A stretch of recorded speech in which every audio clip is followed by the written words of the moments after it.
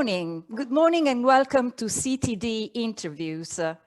This will be a series of meetings with professionals of the ELT and business sectors to talk about 21st century skills, coaching, training and development in education.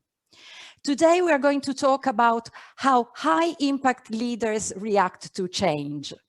And I'm particularly thrilled and moved to have a wonderful colleague here with me. We have Sophie Bennett, the chair of AISLi, the Italian Association of Language Schools. So welcome, Sophie. Thank you. Good morning, Palmina. It's a great pleasure to be talking to you, as usual. Thanks, Sophie. Sophie, now let's tell about our audience about your story. You are the manager of a language school that you have founded, and now you are chair of AISLi. But your involvement with the association has a longer history. So can you tell us a little bit more? Yes, you're right. I joined the association 6 years ago, actually. So I'm actually a relatively new member compared to a lot of the other members. I mean, AISLi was founded 41 years ago now by Peter Brown, and the original reason for the association was to create an association for quality standards in English language teaching, transparent and clear standards. This was the original mission. So yeah, my 6 years is relatively new, so to speak, but I've been quite busy actually in those 6 years because I became the academic coordinator. I followed Julie Wallace in 2015, and I was academic coordinator until 2018. Yeah. Then I took a year in which actually I've been involved a lot in the marketing, to tell you the truth, with the marketing team. And then just recently have become the president of the association. So with great pleasure and very proud to have this position. Okay, nice, Sophie. And we wish you the best of luck with this new role. Now, Sophie, so as far as I understand, I mean, you've been involved in the associations from both sides, so as a member and in the organization and management of the association. So what does AISLi means to you? What is AISLi bringing to you as a professional? Oh gosh, well, AISLi really it's a group of I would say the best experts in ELT in Italy. It's a group of there's an incredible network of professionals.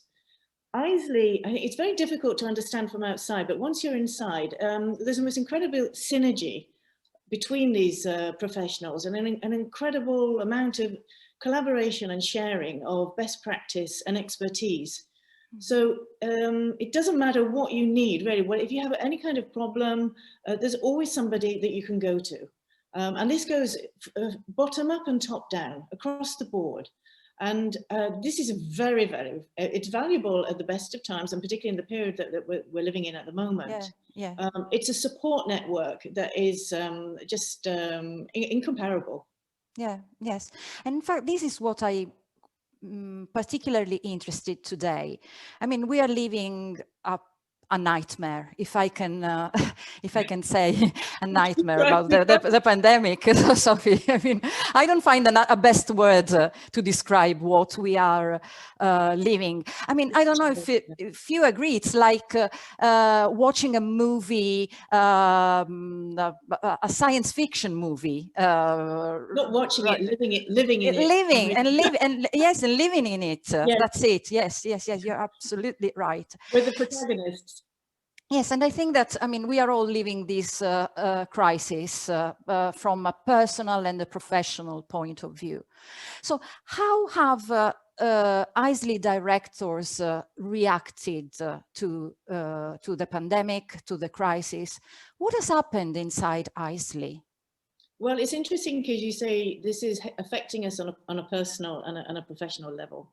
And I think we can't divide the two I don't think we can divide the two normally in normal circumstances, but I think particularly in this moment, I mean, the two things have become very, very highlighted, the connection between the two. And I think this is where the strength of AISLi has come through in this period. And it's not something's just happened now. I think AISLi's benefited the way in which we've been so rapid in reacting to this emergency is thanks also to a foundation that's been built up over the years of trust, of collaboration and cooperation between every level of the association. So front office, teachers, directors of studies, directors, and then up in the committee and the board as well. So what we were able to do was tap into that, and the reactivity was fast because the foundation was already there. So it was just a case of really just sort of coming together and working very quickly to find solutions and tackle problems.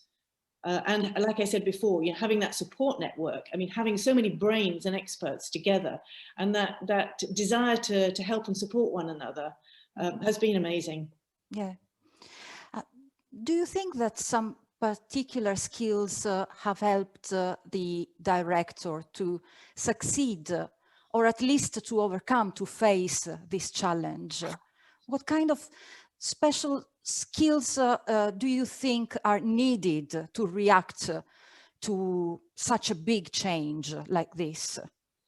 Well, I think, again, we've done a lot of training in the past, and we were fortunate that both directors and directors of studies were involved in continuous professional development with specific training for leadership in education. Yeah. Bringing in consultants and experts like Lorraine Kennedy, for example. Yeah. We had a very long program over the past couple of years with Lorraine, in which the kind of skills we were building were things like change management, performance management, people skills, dealing with conflict. I mean, all of these have been very emphasized in this period. So we already had those competencies prepared. We'd already done that training, and having done it together, we were then able to support one another in how we were reacting at a local level to the kind of situations within our own staff and our own units, to the kind of challenges that we were facing. Yeah. Yeah. So would you agree that being part of AISLi has sort of made a difference, in a way or in another? 100%. Okay. 100%. Otherwise, if you're on your own, it's a lot more difficult to face what we've been facing. Okay. Even on a technical level, I mean, I'll give an example. When we went into the first lockdown, within 24 hours, 48 hours, all the AISLi schools were online. And that was the most incredible intensity of sharing of best practice and ideas and perspectives and technical know-how, and that kind of reactivity, that rapidness, that agility, I can't remember what the name is now, that agility to react is thanks to that enormous network that we have behind us. Yeah. So if I ask you, if you should give a piece of advice to a school director who does not belong to such a network where, again, collaboration, team building are key factors, what piece of advice would you do? To a school who would like to become a member of AISLi? Well, I think it's very difficult to value until you're in it. So it's very difficult to appreciate the wealth of expertise and empathy that you have within the association. I think this is a value of AISLi, the people in AISLi, the openness, the trust that there is between the directors of studies, and everybody across the board. Like I said, it's a very difficult thing to put down on paper. So really the only way you can find out the real value of AISLi, because I mean, obviously we've got a most fantastic inspection scheme at a level of quality and procedures for schools and for teaching. The methodology and research and development is one area where you can benefit. And that you can put down on paper, but that added benefit it's very difficult to read on paper. So really the only way is by coming along and trying. I remember what it was like when I first came to the meetings for the first time, and you can appreciate this buzz at the conferences and at the general meetings. Yeah. Yes, thank you. Thank you so much, Sophie. I mean, I think it was really important to see how in such difficult times there are leaders, managers like AISLi ones, who, thanks to the professional training they have received, thanks to their personal skills that they have, are facing a challenge, and if I may say, they are succeeding in making an impact on their students. So absolutely. yes. No, I agree with you, Palmina. I mean, we've faced the challenges, we're facing the challenges, we're coming through. We've learned a lot of new things. I mean, we have an incredibly strong learning culture within the association, and this is something that everybody shares. It's a vision that everybody shares. There are lots of differences. There's lots of diversity within the association. There are lots of different kinds of schools and lots of different kinds of anchor leadership styles. But the thing that we share is that vision of constantly developing, and constantly learning and constantly improving and trying to find opportunities, and also through difficulty. We've been pushed out of our comfort zone, and we've been pushed into areas of learning, I wouldn't even say a learning curve. I'd say it's been like a wall, really. Has to climb. Yeah, that's true. Absolutely. You know, and how do you climb over that wall? You know, by helping one another. So it's kind of the image of like people on top of shoulders and clambering over the wall to get to the top. And that's what we've done. Yes, yes, yes. It's really interesting for me, the word vision. I think it is so important. I mean, you cannot reach a goal if you don't have a vision, a clear vision. And if you don't share this vision with your staff members, with your colleagues. So I think that is really, really very, very important. Yes. Okay. I would say also, Palmina, just to add that, yeah, there's vision, and I think there's a vocation. There's a lot of passion. In the association, which is what drives us. Sometimes even too much, I could say. Yeah. There's a lot of enthusiasm, but then that's good because then that's balanced by, you know, people, the very good strategic planners within the association who can channel that. So there's an ideal balance there of, you know, a huge team building exercise. Yes. And again, this takes me back to the idea of a team where diversity is fundamental. So each one brings their own skills, personality, and this makes a team a great team. Because it has a little bit of everything, a little bit of, there are the shyer people, there are the more talkative people, there are the more strategic ones. So everybody brings something. And I think if you agree with me, I'm not sure, but I'm sure you do, Sophie, that I think that this makes leadership successful when you are also open to diversity.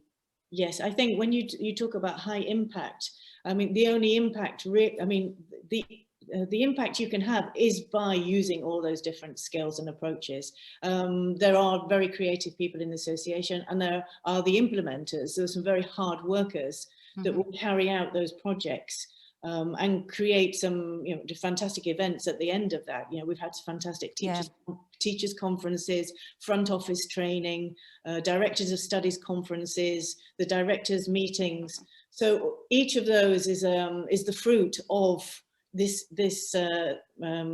cooperation between different kinds of workers as well, because there's a lot of hard work that goes on in the association. Yes, and I think there is also a lot of sharing with the outside. I mean, AISLi has organized very interesting webinars that have been shared with state school teachers. So it's not only maybe keeping something for and within the association, but there's also the idea of sharing with our external partners. Exactly, and this is where the impact comes in. It's a ripple effect, because the benefit that we've had of this sharing, then they were then able to open up to give support also in this period to other teachers, state school teachers in the Italian territory. So yes, it's a particular moment in which I think we have to collaborate even more than normal for the benefit of everybody. It's a ripple effect. Absolutely. We need to support, everybody needs to support one another in this period. It's everybody's benefit that we all come through this very challenging time stronger and closer together. Yeah, yes. And I think this is what high impact leaders do. I mean, I think they want to make an impact, and I think that AISLi is doing this brilliantly. So thank you so much. Thank you so much for having shared your ideas and your experience with us today, Sophie. And I know you have a lot to do, and I wish you really the best of luck to you as chair and to all the AISLi directors and colleagues to face this challenge and to find themselves even more successful in a nearer future. Thank you. Well, thank you. Thank you, Palmina. And I'd just like to say, I consider myself to be in a very lucky position at the moment, to be surrounded by such a great team of professionals and people on a personal level too. So thank you very much. Thank you, Sophie. Thank you, Sophie. Buon lavoro. Bye. Thanks. Bye bye. Bye.